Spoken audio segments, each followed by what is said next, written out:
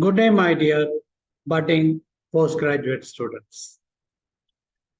I welcome you for your first year of postgraduation.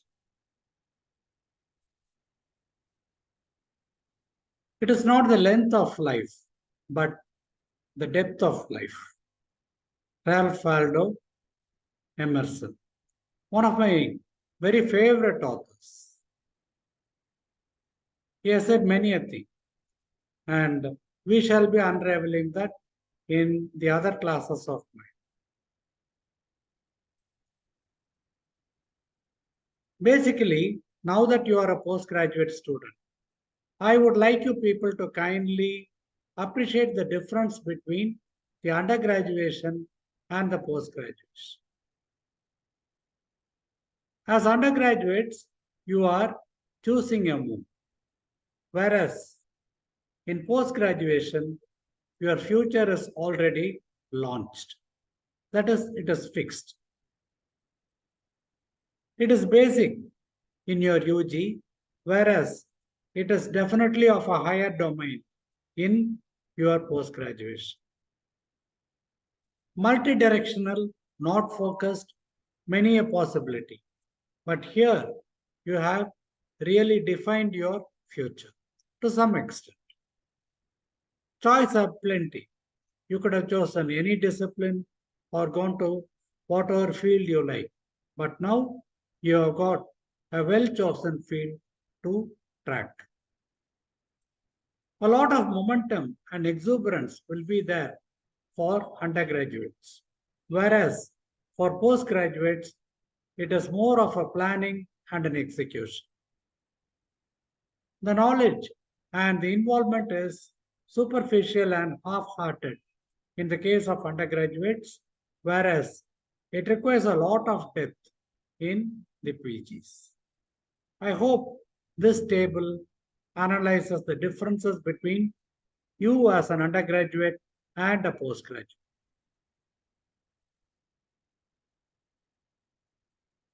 Okay, I have just imagined a scenario. What am I trying to tell you people? Obviously, you people can read this. It is not a college or a hospital, it's a bank. And why do you people go to a bank? It can be for any of such things. Savings, a simple interest, a recurring deposit, pension, so on and so forth. All these are there. In fact, I would very much appreciate if you people side by side come to know a little bit of this economics also.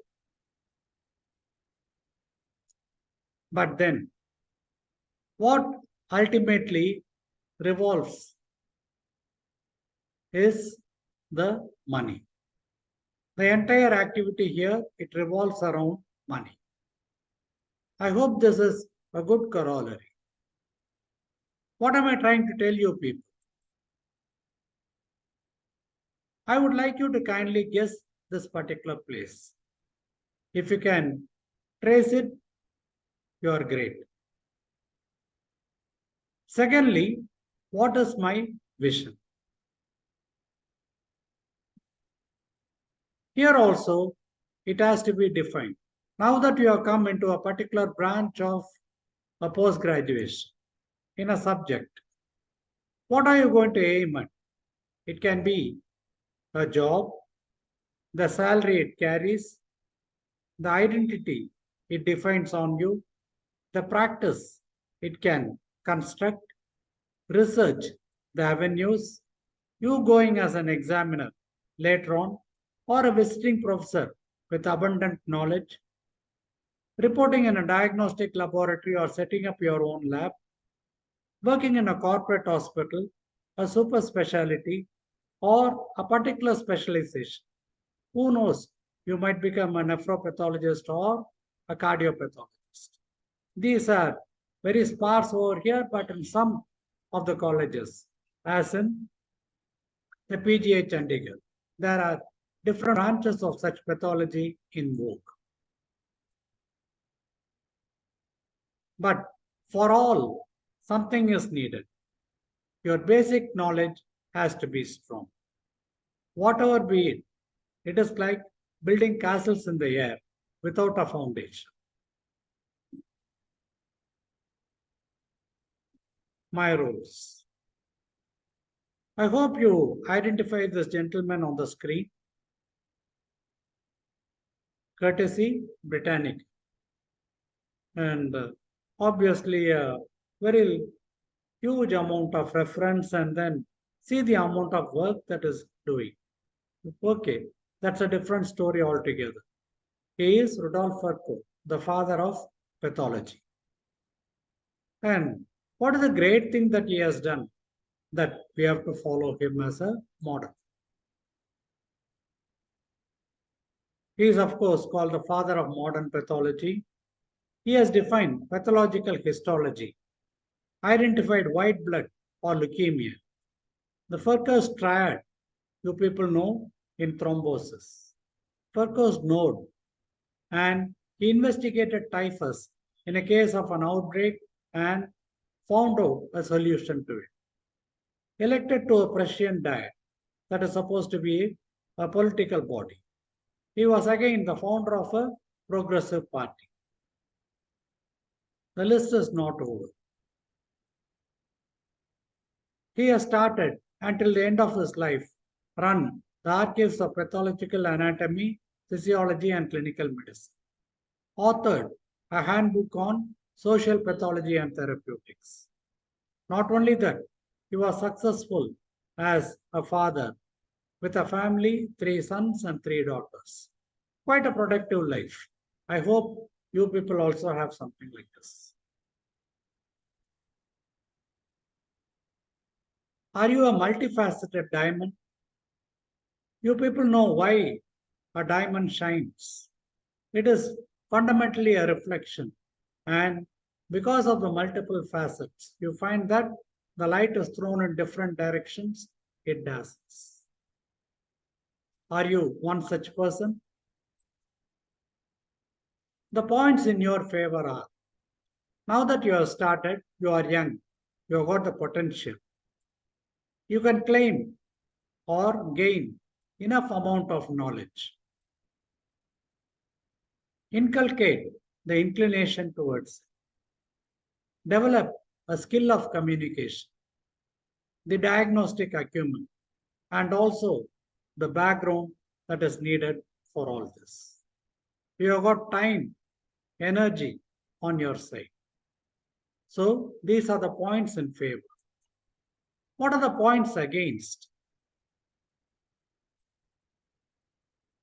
This is it. Whatever be your enthusiasm, there is a limiting factor called exam. Time is against us in the sense it is limited to the 3 years. The extent to which you can travel is again limited according to the syllabus and the portions. There are enough challenges, both technically and knowledge-wise. Learning is an art. Resources may be limited, may be abundant. Making use of them is difficult, and also running after them is still more difficult. Your health condition itself, how much it permits. There is obviously a family commitment for you people right now. Many of you would have procured a loan. There is something that you people will have to answer your family with. Monitoring, even establishing your studies and doing it side by side. And obviously your own personality. So you find that these can be the points against. There are some universal doubts. In fact, I was stunned when I heard that one of the postgraduates was initially asking what kind of a super specialty he can do after having joined pathology. So I just constructed this panel of questions. Should I sit and read from day one? Should I do a part-time job running in most of our minds? Should I buy many books? Should I have interest in a particular posting? Should I go to the library daily? Should I have an academic exuberance and then excellence. These are all the universal doubts we have as youngsters who have joined the field. And my answer is a very strong no to all of this. Of course, buy many books is bad, but then not having books is still worse. You should have books and not the e-library as it is said. What I dream of is an art of balance. So, multiple avenues, possibilities, distractions, etc. are there. And to balance itself is an art. And look at how simple these people are when they give us a message that can traverse our life. The pursuit of perfection often impedes improvement. Many of us try to be perfect, and it happens to be counterproductive. Learning by mistakes is a great art. Only thing you continue learning, continue to improve. George Will. Your MD course, you people should be knowing certain things about it. The duration is 3 years. The ingredients, there can be central and the peripheral postings as per the norms of the NMC. Thesis, as per the norms of the NMC and the guidelines of your university. Criteria to be fulfilled. Attendance, to my knowledge it is stupid, but then it is part and parcel. Portions, the syllabus, the curriculum, etc. Books, get the guidelines from your seniors and faculty. Conferences, far and near, better to participate. With faculty, there has to be a good frequency. So also with peers, a cordiality. Others, as and how and when required. So this is basically the MD course. But then I have given a table of fine touch. What do I mean by it? This is it. The duration is 3 years, but then you will have to cross the boundaries. Many a time I find a student who is posted in cytology does not have a look at hematology or histology. In fact, you should even have an inclination across your department. There can be other departments which are having a similar focus. For example, a case of dermatopathology or an orthopedic case or some other program that is going on. You can very well be an active participant of it. The ingredients, whatever be it, central, peripheral, or the guidelines of the NMC, your utilization matters. Posting in a blood bank need not be a passive posting. Tomorrow, you can emerge into a transfusion officer. Thesis. Here, it has to be completed then and there rather than covering or rather carrying it on your back. It is misery, ultimate misery towards the end. Criteria to be fulfilled, as I said, take it with a pinch of salt. You should know, you should have some kind of a skill to traverse. Portions. Initially, you people should have a familiarity of it rather than a complete knowledge. Impossible. Books, possess. Conferences, these are all must. So also your relationship with the teachers and peers and others as required. So this is the fine touch that people should be having. Very difficult to define and to follow. Better to have a checklist in the beginning itself. These are all some things. Usual problems that a student has, particularly in a new place, in a new curriculum, particularly in another state with a different language, etc. Are you comfortably settling down? How is the milieu interior over there? Financial planning again, both to sustain yourself as well as for the other things I had mentioned.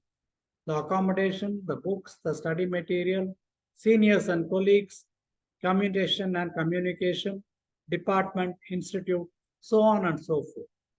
You can alter this and You will have to just have a checklist and say yes or no. See that this no gets narrowed down and you are comfortably settled well in time. Time has a secret. It has got a power to reveal everything. Only thing you people will have to wait and watch. A beautiful saying. And I hope you people will be able to attain what you want, not only in your MD course, but in your life. I wish you all the best.